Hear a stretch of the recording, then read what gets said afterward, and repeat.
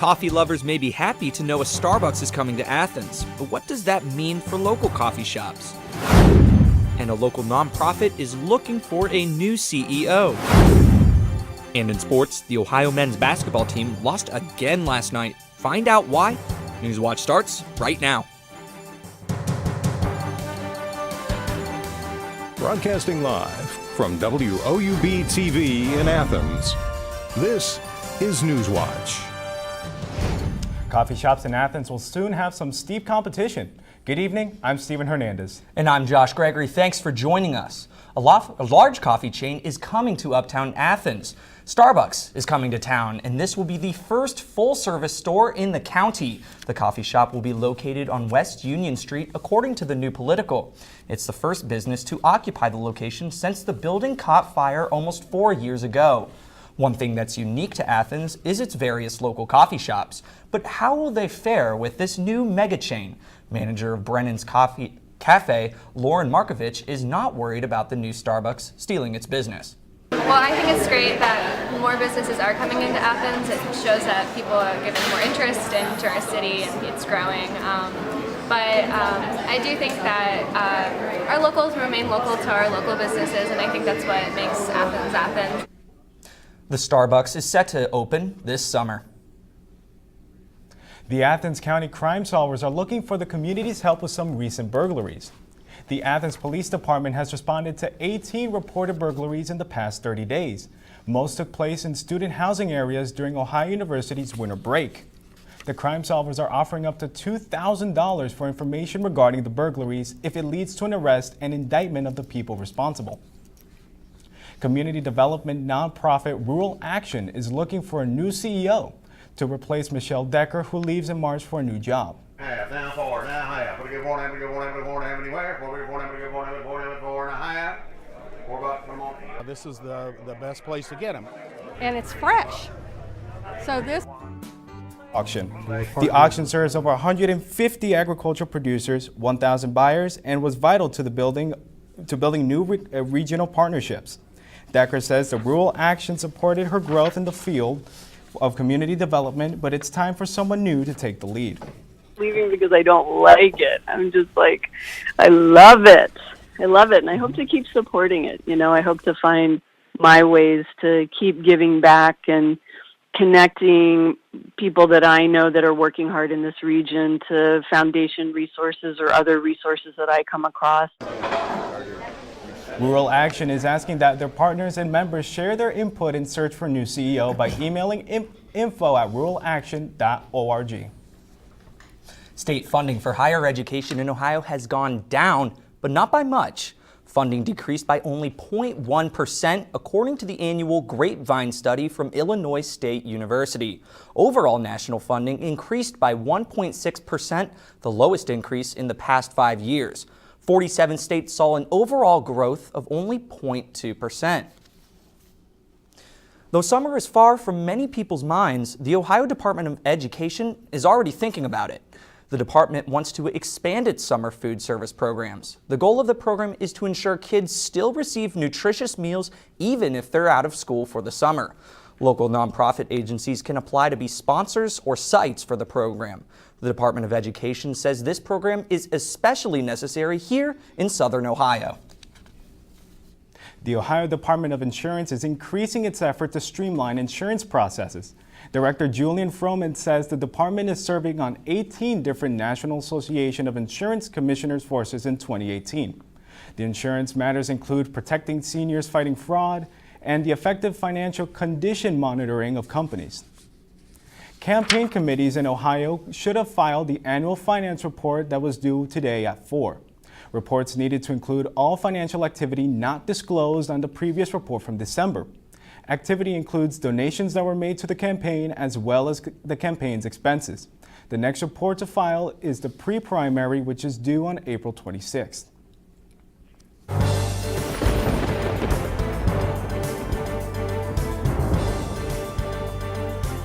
Good evening, I'm Taylor Nimmo. Now we had a nice day in Athens today. We had kind of a short break from those freezing temperatures we've been seeing earlier this week, but right now we're at 47 degrees. It is clear skies, no precipitation for right now, calm winds. Let's take a look around the region. We're seeing similar temperatures in the mid to upper 40s right now. 47 in Athens, 50 in Marietta, 43 in Newark, 45 in Columbus. But as we go on throughout the night, we'll start to see it cool down and see some showers into the early morning tomorrow. Let's take a look at 9 o'clock, 43 degrees. Those clouds are going to start to roll in.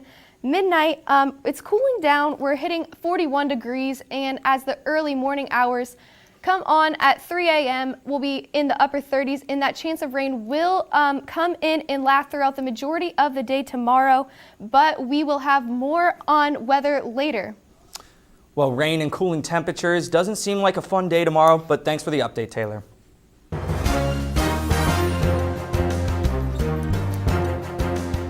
A new report says an overdose is not the only risk with using fentanyl. A West Virginia neuropsychologist says the drug may cause a particular form of sudden amnesia. WVU Department of Behavior Medicine and Psychiatry Chair Mark Hout said in his report fentanyl is considered 50 to 100 times more potent than morphine. Hout's collaborator Jed Barish detected a cluster of that amnesia among drug users in Massachusetts.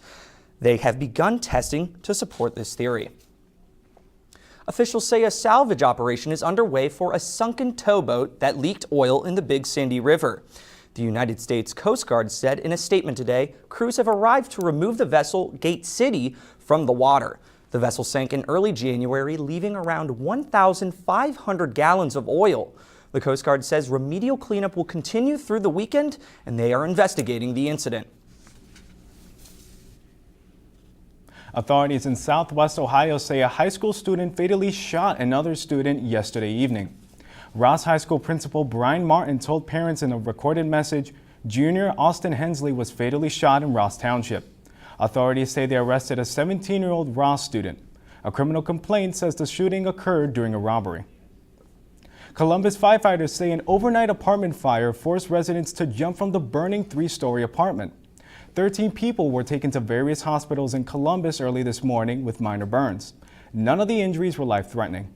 Fire officials are still investigating what caused the fire. After the break, a recap of President Donald Trump's State of the Union address and an in-depth look at one of the people he honored. Plus, what the public official resigned today. These stories and more when Newswatch returns.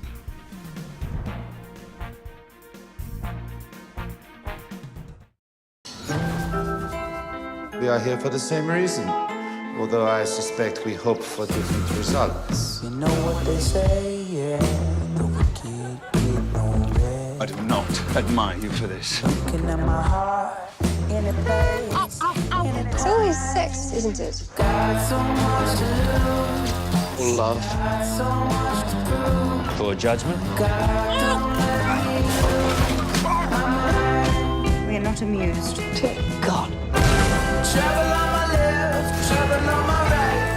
I've been facing trouble on my side. This is how you'll be a man. Are you becoming squeamish? Oh, God, your mother's here. The lesbians. They're getting married. You're having a great time. God, don't let me lose Yes. my mind.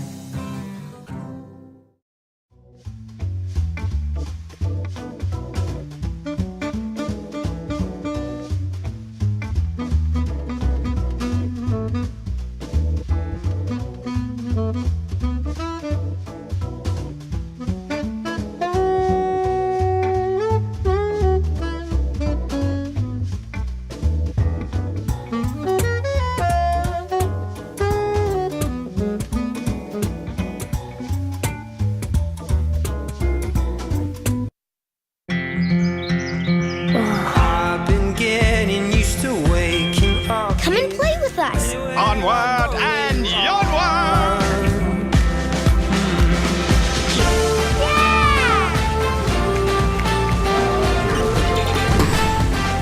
Good ideas open up a whole new world of possibilities. The more you know about history, the more you know about yourself. The sky is the limit. Where I go, there you are.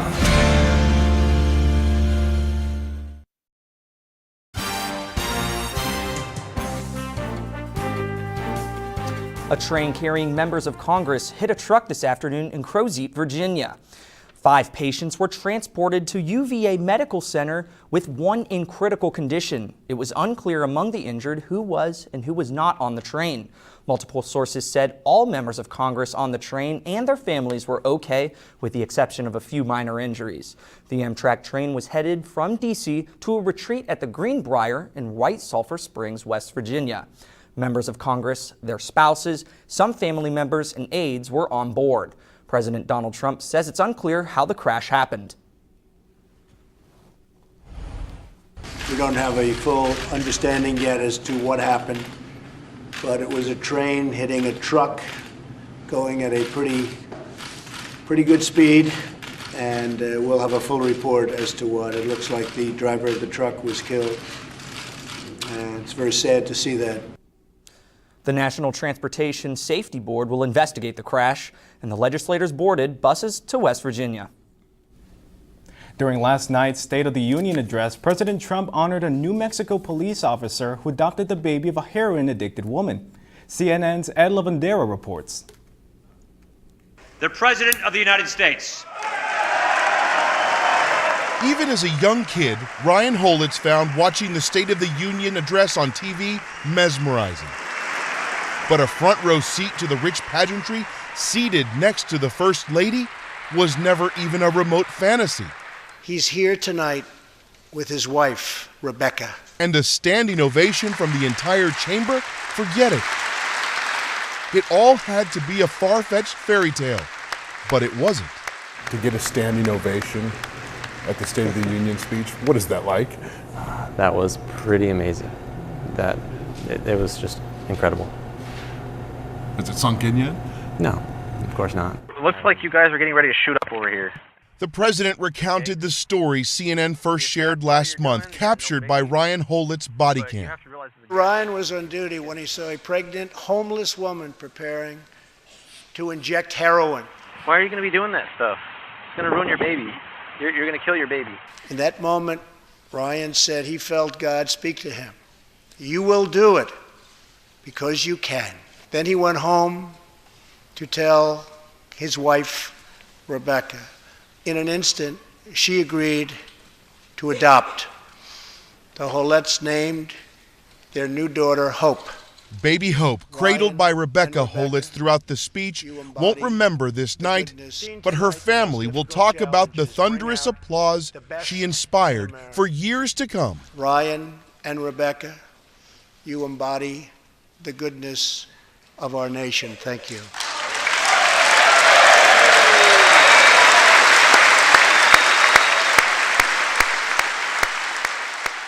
The Holitz family spent the afternoon before the speech visiting the White House. A short visit with the president and vice president. You told me you felt a responsibility to kind of carry the right message and do that. Did you accomplish what you wanted to accomplish? Yeah, I believe so. In what way? I've been saying over and over that people are valuable, and that I think came across. Baby Hope toured the grand rooms of the White House and iconic grounds outside, and there was a selfie with the other guests of the first family in the motorcade from the White House to Capitol Hill. And the magical night ended with Ryan Holitz simply thinking about Baby Hope's future. To me, the most important thing is the fact that she has a family who loves her, and she's going to grow up in an entirely different environment that she could have, and that's the most important. This will all fade away. The director of the Center of Disease Control quits after funding the wrong side. Brenda Fitzgerald resigned following a report from Politico. The report said she had bought shares of a tobacco company last summer. Fitzgerald declined to explain why she purchased those stocks after assuming her position on July 7th. Critics call Fitzgerald's purchases, quote, tone-deaf and ridiculous, since the CDC is the nation's public health agency, which leads anti-smoking efforts. Over 30 million Americans still smoke despite warnings that it causes cancer. Though America is experiencing a deadly flu season, your symptoms could be another illness. That story's still ahead. And coming up, rain is in the forecast for tomorrow. This week's weather is going to keep you on your toes, but we'll have your full weather forecast next. But first, let's take a look at your stocks of local interest.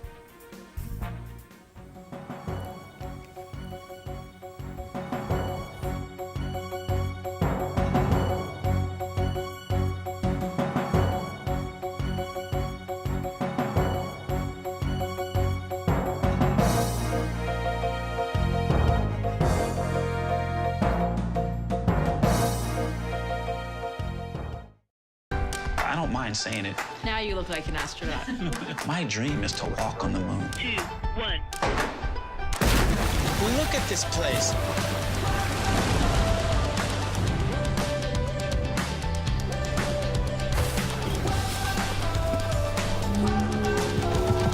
It's a crazy design. It's nearly impossible. What is the next step toward furthering our presence in the cosmos? That was something. Oh, this is incredible.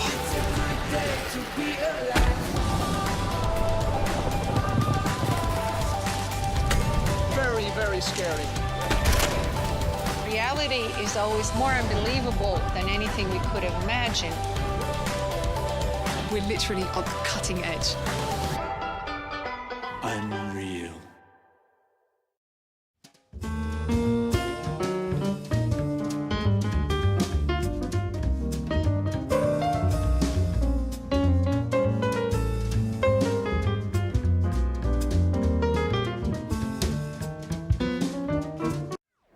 How's it going, everybody? I am Nick Niehaus, the host of Hardwood Heroes. Be sure to keep up with us all season long. We have action to cover, and all 18 teams of ours are ready to ball out. We will have action for you on Twitter, Facebook, and even Snapchat, so make sure to always be on the lookout. Our shows are only once a week, but the action is almost every day. So make sure to keep up with our YouTube channel to see nightly recaps with our 2 online hosts. We will be your guide through the crazy world of Tri-Valley Conference basketball, so be sure to stay tuned.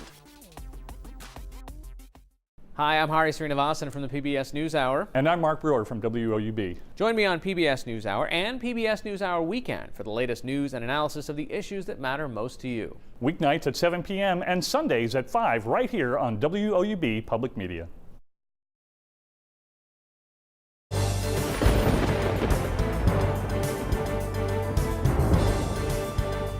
Good evening, I'm Taylor Nimmo. Now, we had a pretty nice day today in Athens, and as we said, we do have some chances of rain tomorrow, but first let's take a look at right now. 47 degrees, clear skies, no precipitation for right now, but around the region we're seeing about the same thing. Temperatures are in the mid 40s and lower 50s. We've got 47 in Athens, 50 in Marietta, 49 New Martinsville, 43 in Cambridge. So we're seeing about the same mid 40s around the region, but let's take a look at the almanac for today. Our high today was 48. Low of 18. We're not too far off from the normal for today. High of 40, low of 23. Let's take a look at our records. 2002, high of 75, and 1936, low of -2. Sounds pretty brutal, but let's take a look at tonight. We are going to see temperatures start to drop as the night goes on, and the clouds are going to roll in. Those conditions are going to be just right for some thunderstorms early morning tomorrow, but we will see the temperatures hit the 30s at about 3 a.m. and that's when the chances of rain will start, and that'll be in effect until later on in the day tomorrow. However, tonight the temperatures are going to drop down into the 30s. 37 degrees is our low for tonight, mostly cloudy, and the chances of showers are going to start earlier on into the morning tomorrow. But around the region, 35 in Columbus, 36 in New Lexington, 36 in Cambridge. So we're going to get down into the mid-30s tonight, but tomorrow morning it's going to be not too brutally chilly, but we do have that chance of rain, so make sure the kids pack an umbrella, or if you're heading off to work, definitely want to bring the jacket with you because the showers are going to start early on and continue throughout the day tomorrow. But around the region tomorrow, we're seeing about the same thing. The showers are going to start at 9 a.m. and it's going to continue noon, about lunchtime. You're going to see pretty heavy rain around noon, but it's going to taper off into the evening, 3 or more around 4 or 5 in the early evening. We should start to see just some cloudy skies, but no more rain. Luckily, that will end off tomorrow evening. However, around the region, the highs for tomorrow are going to be in the 40s. And the high in Athens, high of 45, 80% chance of rain. The chances, we're going to get up to 1/4 of an inch tomorrow. The winds at about 9 miles per hour. As we saw mid 40s for tomorrow all around the region. We're looking at about the same there, but we should see as we go on throughout the week, we should see the temperatures are going to be all over the place. We're going to see snow in the weekend, chances of snow on Saturday and Sunday. And also on Tuesday and Wednesday, we do have some chances of snow. So that is something to keep in mind if you have any plans going into your weekend this weekend. But other than that, it's looking like this weekend we will see a little bit of flurries, Josh. Thanks, Taylor. Symptoms such as a runny nose, cough, sore throat, and fever sound like the flu, but it could be another virus that's making you sick. Mary Maloney explains in today's Health Minute. Getting sick during winter isn't unheard of. For many, it's expected. If you experience symptoms like a runny nose, sore throat, breathing problems, and headache, you may think it's the flu, but it could be another family of viruses known as adenoviruses. In addition to flu-like symptoms, these kinds of viruses can also cause pink eye and diarrhea in children. The viruses may also lead to pneumonia, and in some extreme and very rare cases, death. Most adenovirus infections are mild. Typically, the viruses are spread by coughing, sneezing, and direct contact with an infected person. You can also contract the viruses by touching items like door handles and light switches, where the viruses can live for long periods of time. If you do get sick, the Centers for Disease Control and Prevention says symptoms typically last about 10 days. And for most patients, home remedies and over-the-counter medicines to alleviate symptoms will be the only treatment necessary. For today's Health Minute, I'm Mary Maloney. And good evening, I'm Mitchell Lyons. The Cleveland Cavaliers lost twice last night. I'll explain.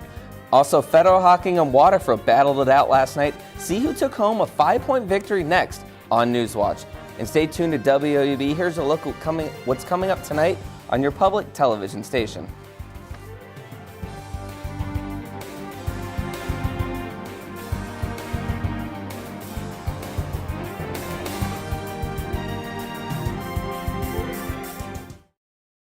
Going on, Hardwood Heroes fans, I am your host, Nick Niehaus. We are the authority on all things Tri-Valley Conference, and we have all the content you need. Be sure to stay tuned across all of our platforms so you never miss any of the action.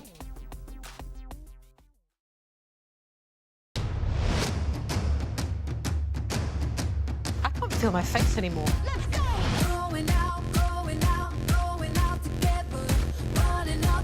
You're doing good. You're just a little slow.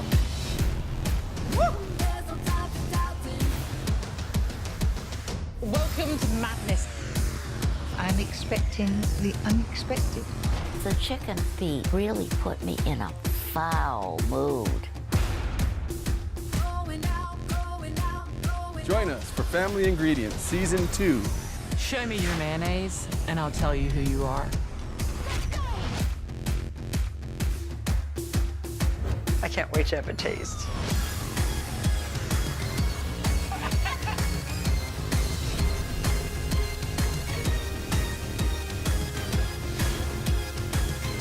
Now that's crispy.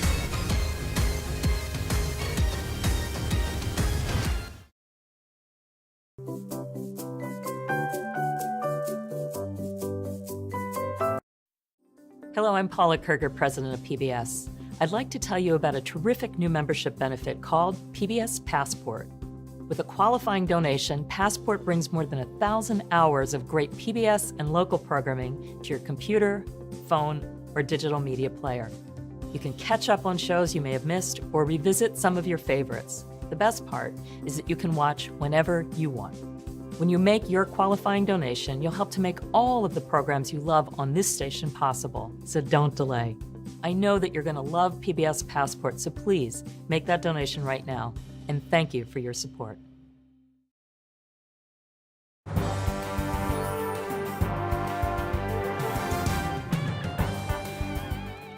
Welcome back, I'm Mitchell Lyons. Nate Massey stuffed the stat sheet, but Waterford stuffed the win column. The Waterford Wildcats defeated the Federal Hawking Lancers last night 44-39. Massey kept Fedhawk in the game with 20 points, 5 rebounds, 3 assists, 3 steals, and 3 blocks. After one quarter, Waterford led 12-4. Fedhawk outscored Waterford 18-11 in the second quarter, making it a 1-point game at the break. The game remained close for the next quarter and a half, but Waterford pulled away late to secure the win. At the halfway point in conference play, the Ohio Bobcats are now 2-7. Ohio fell to Bowling Green Falcons 66-50 last night in a game that really wasn't that close. At the half, Ohio had more turnovers, 8, than field goals made, 6. 9 straight points by Ohio cut the Falcons' lead to 14, but that's the closest they got. Jordan Dardis and Zach Butler left the game with injuries and did not return. After the game, head coach Saul Phillips didn't know the extent of the injuries. Ohio plays Central Michigan on Saturday. On Sunday, the Cleveland Cavaliers defeated the Detroit Pistons by 17 points. Last night, the Cavs were defeated by 11. Detroit snapped an 8-game losing streak thanks to Andre Drummond, who had 21 points and 22 rebounds. All 5 starters for the Pistons were in double figures, and Detroit shot 53% from the field as a team. Dwayne Wade and Channing Frye led the way for the Cavs bench, which scored 62 points. However, the game wasn't the only thing the Cavs lost last night. All-star forward Kevin Love injured his left hand 5 minutes into the game and did not return. ESPN's Brian Windhorst reported Love fractured his hand and will miss 6 to 8 weeks. Love is averaging 18 points and 9 rebounds a contest and will miss the All-Star game on February 18th. The Cavs get a chance to shake off the injuries and the loss tonight against the Miami Heat. But these two teams are going in opposite directions. The Heat have won 11 of their last 15, while the Cavs have lost 10 of their last 15. When these two teams met in late November, Cleveland won 108-97. However, Kevin Love had 38 in that game. Tip-off from the Q is set for 7:30. Sticking with Cleveland, the Browns will not be trading for Alex Smith. Last night, Smith was dealt to the Washington Redskins for a 3rd-round pick and cornerback Kyle Fuller, according to ESPN's Adam Schefter. Browns' new general manager John Dorsey traded for Smith when he was in Kansas City, and Dorsey reportedly tried to trade for Smith again. The trade will now make former Michigan State Spartans quarterback Kirk Cousins a free agent, and Cleveland is expected to try and sign Cousins. And I'm Mitchell, and that's it for sports. Over to you, Taylor. People on the West Coast may have caught the super blue blood moon this morning. This full moon is special for 3 reasons. 1, the moon is closer to Earth in its orbit and 14% brighter than usual. 2, it's the 2nd full moon of the month, commonly known as a blue moon. And finally, the super blue moon passed through Earth's shadow for a total lunar eclipse. While in the Earth's shadow, the moon will take on a reddish tint that's known as a blood moon, hence the term super blood moon. But now let's switch over back to our weather going on in Athens. Let's take a quick look at what you can expect for tomorrow. 9 a.m., those showers are going to start and we'll be at about 40 degrees at 9 a.m. But as you go on throughout the day, you're going to see some rain all throughout until about early evening tomorrow, 3 or 4 or 5, the rain will start to taper off. But let's take a look at the 7-day forecast. We finally got that graphic up, but tomorrow we will see our chances of rain, but then it's all over the place. This weekend we will see some snow on Saturday and Sunday, and those chances are still going to be effective on Tuesday and Wednesday. We might see some snow there as well. But tomorrow, our main concern is that we will be seeing some rain. Back to you, Josh. Thanks, Taylor. And with those roller coaster temperatures and precipitation, just make sure you're dry out there. Have a good week. And that does it for our broadcast this evening. Thanks for watching. I'm Josh Gregory. And I'm Steven Hernandez. Stay tuned for the PBS NewsHour coming up next. And remember, you can find the latest news anytime at WOUB.org. Have a great night.